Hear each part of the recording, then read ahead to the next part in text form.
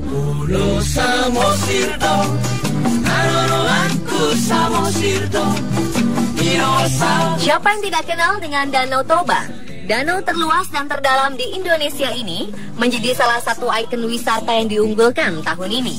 Presiden Jokowi mengumumkan bahwa Danau Toba menjadi prioritas pengembangan destinasi tahun 2016. Bagi masyarakat sekitar, danau vulkanik ini menyimpan beragam mitos yang masih dipercayai hingga kini. Mulai dari ikan mas raksasa yang bersemayam di dasar danau sampai sosok wanita berwajah rata.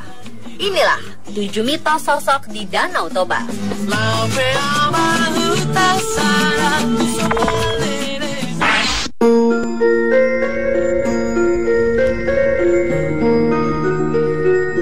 Ukuran Danau Toba yang luas dan dalam membuat kepercayaan tentang ikan mas raksasa yang bersemayam di dasar danau masih dipercaya secara turun-temurun. Masyarakat Toba meyakini bahwa ada 3 ekor ikan mas yang sangat besar. Masing-masing ikan mas berwarna merah, hitam, dan putih. 3 warna ini merupakan warna khas suku Batak. Banyak masyarakat yang mengaku sering melihat ikan ini dengan ukuran antara 5 hingga 10 meter melintasi danau. Nelayan di perairan Toba selalu gelisah saat rombongan ketiga ikan ini lewat karena akan merusak perangkap jala mereka. Karena kepercayaan ini, setiap ada ikan yang berukuran lebih besar dari biasanya akan diperlakukan dengan terhormat. Ikan yang ditemukan akan dipelihara dan diberi sesajen berupa telur, jeruk purut, dan sesajen lain.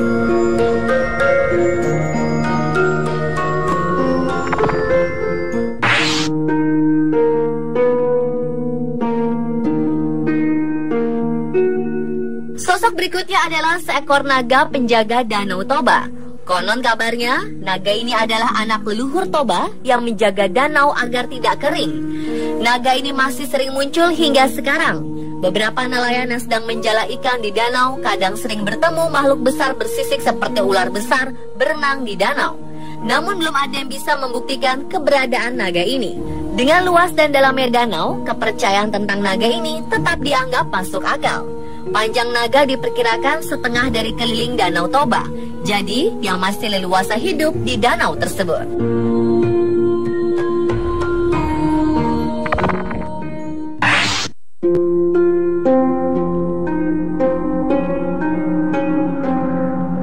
Sosok selanjutnya adalah monyet menyerupai manusia.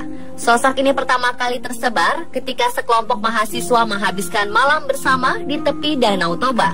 Kelompok pemuda ini mengabadikan gambar mereka dengan berfoto bersama.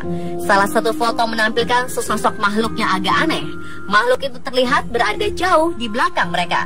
Bentuknya seperti monyet, namun mirip manusia yang berwajah tua. Daerah sekeliling Danau Toba memang banyak yang masih belum terjamah oleh manusia. Jika kita berangkat dari Medan, kita akan melewati pegunungan dan hutan yang masih asli dan jarang dikunjungi manusia. Di hutan ini masih banyak monyet yang hidup dengan nyaman. Terkadang mereka turun ke jalan dan terlihat bergerombol di tepi jalan raya.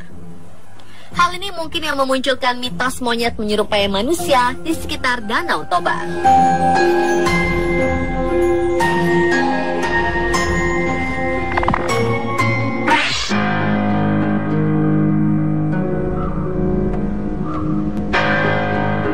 Danau Toba dikelilingi oleh pegunungan yang masih asri. Hal ini membuat suhu di Danau Toba akan berubah menjadi dingin ketika malam hari. Kondisi ini mungkin membuat para pengunjung Danau Toba bisa berhalusinasi di malam hari, apalagi dalam keadaan kurang tidur. Sekelompok pemuda pernah menghabiskan malam di tepi Danau Toba. Karena tidak bisa tidur, mereka memutuskan untuk menghabiskan malam dengan bermain di tepi danau tersebut. Salah satu pemuda tiba-tiba melihat sesosok wanita muncul dari permukaan air. Sosok ini semakin mendekat dan betapa terkejutnya pemuda ini bahwa yang dia lihat adalah seorang wanita yang bermuka rata, tanpa mata, hidung, dan mulut. Kemunculan sosok ini membuat sang pemuda ketakutan dan berteriak seperti orang kesurupan. Rekan-rekan yang bersamanya pun berusaha menyadarkan pria ini. Namun tidak satu pun yang melihat sosok perempuan berwajah rata tersebut kecuali pemuda ini. Cerita ini pun tersebar dan menjadi mitos di Danau Toba.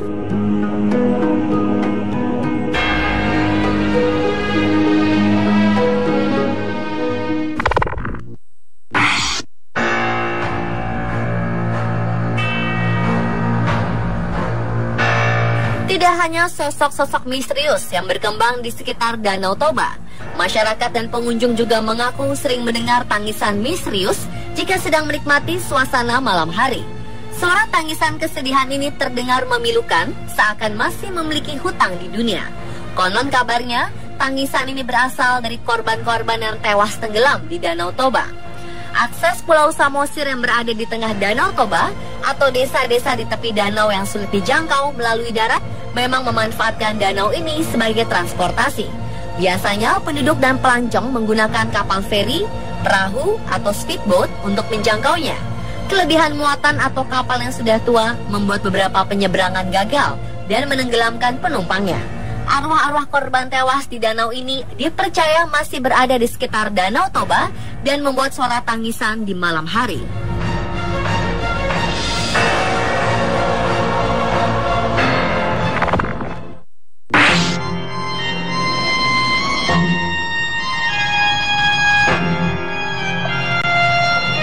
Pada akhir tahun 1948, Belanda kembali ingin merebut kemerdekaan negara Indonesia.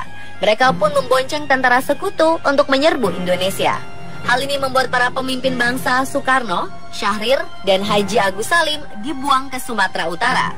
Awalnya mereka ditempatkan di Brastagi, kemudian dipindahkan ke Parapat, kota kecil yang letaknya di tepi Danau Toba. Di kota ini, Bung Karno dan kedua rekannya tinggal dari akhir Desember 1948 hingga akhir Januari 1949. Rumah pengasingan Bung Karno di Parapat masih berdiri megah dan dijadikan rumah bersejarah. Tamu-tamu pemerintah Provinsi Sumatera Utara sering menginap di situ selama bertugas di kota Parapat. Beberapa misteri muncul dari rumah ini. Pengunjung yang menginap sering mendengar suara-suara dan langkah kaki dari ruang pertemuan yang dulu dipakai Bung Karno. Tidak hanya suara, beberapa pengunjung mengaku mengalami gangguan oleh makhluk-makhluk tak kasat mata.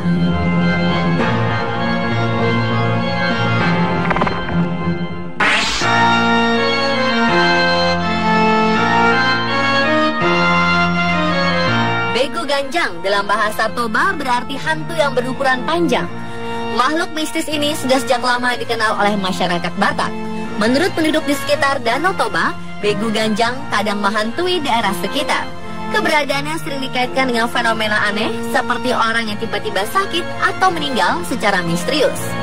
Konon, mereka yang pernah melihat menjelaskan bahwa makhluk ini sangat tinggi dan jika dilihat bisa mencekik orang yang melihatnya.